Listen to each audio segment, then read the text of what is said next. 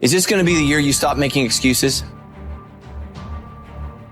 I can't, I'm too old, I'm too young, I'm too fat, I'm too thin. I can't, right? I can't. I hear this all the time, all the reasons that you can't do something. Don't tell me you can't. Don't give me excuses. What's the reason you've given yourself why you can't be successful and you can't be better? There are people out here that could be more successful, but you have thought your way into a depression. You have thought your way into gravitating and moving into the direction of anything and anybody that's negative. Everything about your life that you've decided that you want it for yourself is so negative, but yet you're expecting to produce positive results.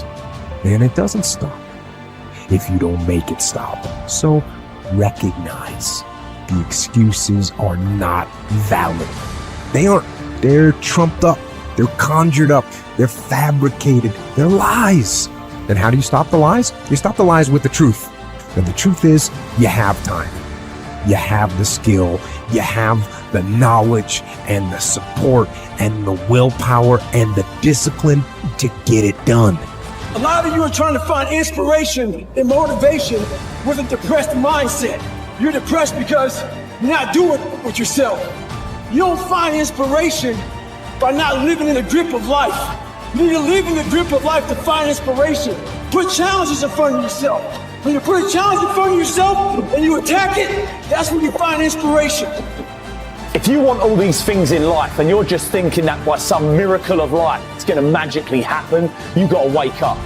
The only way to get what you want in life is to get to work and go and get it. To look at all your adversity and all the excuses square in the face and push yourself out of your comfort zone to achieve what you want.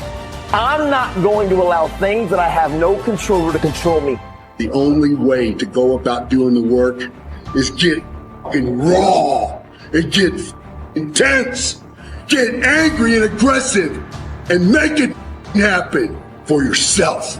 These test days, guys, these are the days that test your qualities. They test your characters. They test who you think you are. They test your fortitude. They test your endurance, your discipline, your grit, your dedication, your determination, your mental toughness, your character. Everyone wants to feel like a winner.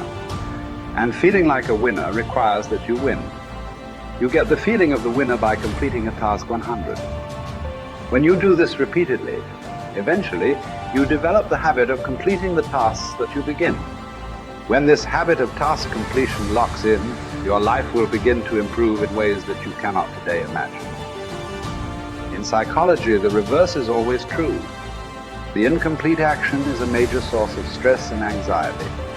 In fact, much of the unhappiness that people experience is because they have not been able to discipline themselves to follow through and complete an important task or responsibility. If you have ever had a major assignment that you have been putting off, you know what I am referring to.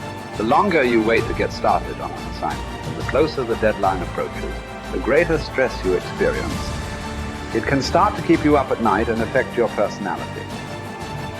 But when you finally launch into the task and push it through to completion, you feel a great sense of relief and well-being. It is almost as if nature rewards you for everything that you do that is positive in life. At the same time, nature penalizes you with stress and dissatisfaction when you fail to do the things that move you toward the goals and results that are important to you. Pick something, right? Pick something, a nameable goal, and then try to implement it. And what'll happen is you'll learn a lot by trying to implement it. And one of the things you might learn is what a slightly better goal might be.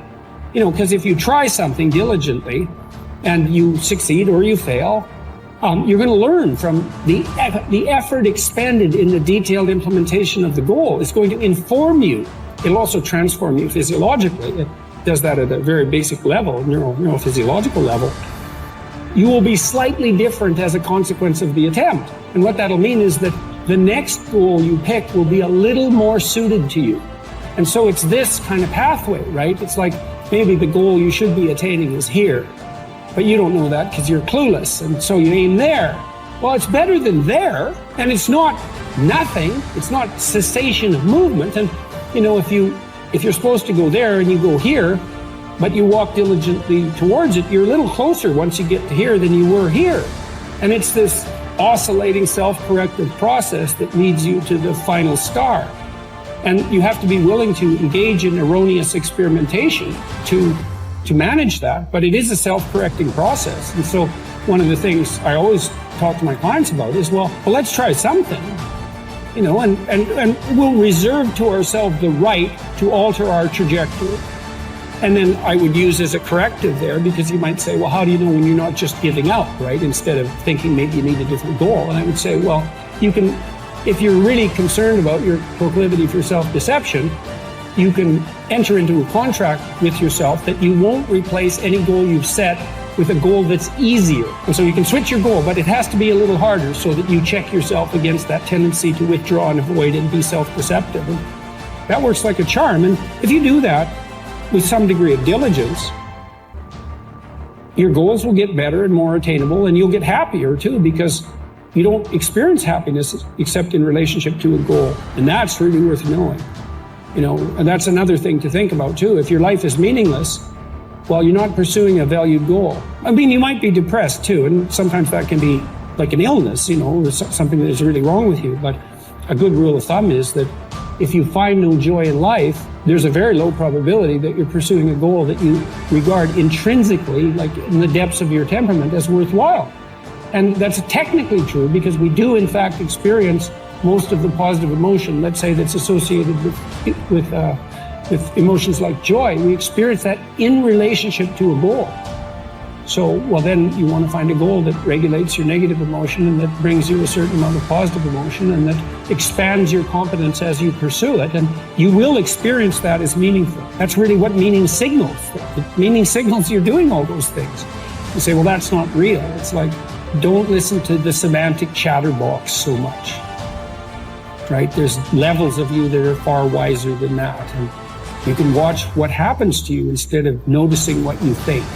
The way that you develop courage and confidence is with knowledge and skill. Most fear and doubt arises out of ignorance and feelings of inadequacy of some kind. The more you learn the things you need to know to achieve your goals, the less fear you will feel on the one hand, and the more courage and confidence you will feel on the other. Think about learning to drive for the first time. You were probably extremely tense and nervous and made a lot of mistakes. You may have driven erratically and been a danger to yourself and others. But over time, as you mastered the knowledge and skills of driving, you became better and better and better, and your confidence increased. Today, you can quite comfortably get into your car and drive across the country with no fear or worry at all. You are so competent at driving that you can do it well without even thinking about it. The same principles apply to any skills you need to learn to achieve any goal you can set for yourself. There's some times where the mind gets overwhelmed and you cannot slow it down, but by these certain tools I developed, by not allowing your mind to get away from the moment. You have to think about the exact moment that you're in. But I saw when I was younger, the moment became too big. When it became too big, I spazzed out and I would quit. But now I don't think about even like an hour from now, I'll be eating. I don't even go there. Because then your mind, oh, no, we must embrace this, because now you have to be a leader in this moment. It's not about you just getting through it. I had 5 guys, and 6 including me, in my boat crew. Now I was the boat crew leader. So now, another trick is this. If you don't think about yourself, there's no pain. Which can also lead to pain later on in your life. But in these moments when you're struggling, if you are a true leader and you're worried about your men or women beside you, your mind doesn't care how cold you are. Your mind's only worried about taking care of the men and women beside you. So I started realizing, man, if I take care of these cats and I let them right in the worst moments, my mind is no longer thinking about, you're miserable, David Goggins, get the hell out of here. You think about, how is John? How is Andy? How is Sam? How is Pete? Hey, how you guys doing? You're not thinking about me. So there's so many things you can do to get outside your own head to then allow your body to just be like, hey, we're just some sheep. But you have to let your mind be able to process all these different tactics to do that. Take a different vantage point in life. When you are in the hell, you can't see the beauty of being in it when you're in it. Get on top of that mountaintop in your mind. Get on top of that mountaintop and look down on what you're doing. You can see a whole different world, and that world is beautiful, but you gotta get a different vantage point in the suck. Don't be in it. Spiritually, get out of it. Get that soul. Look down on what you're doing. Be amazed by the process of where you're at now and where you came from.